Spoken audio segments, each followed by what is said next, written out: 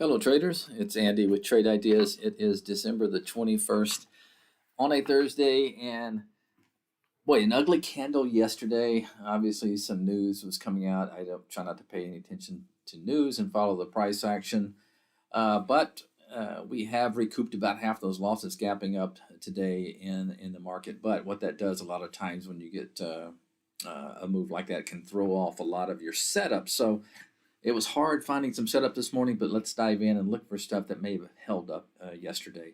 First on the list is this HLIT. Very strong yesterday. Nice, decent, okay volume, and held its gains. Held its gains all day. Now it looks like we are seeing a gap up today, so entry could be tough. But anyway, one to watch maybe on a pullback if it pulls back to 12 or something like that. But keep an eye on that HLIT. Another one is this Cava, CAVA, and this one held up yesterday. It finished pretty much flat on the day with the market down, and it is gapping up. But you can see the wicks up there. If it can take out those two wicks up there around the 43 level, might want to put on your radar and put a price alert there. Let's see, Micron is an earnings play.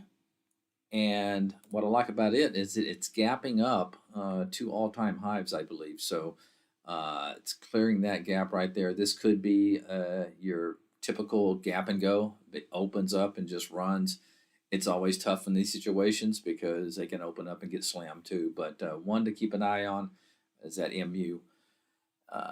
That's going to be it. MLKN is one more on my list that it's looks like it's pretty thin, but nonetheless held up yesterday, and you can see if it gets above that 30 level, maybe just put your price alert there. All right, keep it tight. It could be some volatile, and I'll talk to you tomorrow. Bye-bye.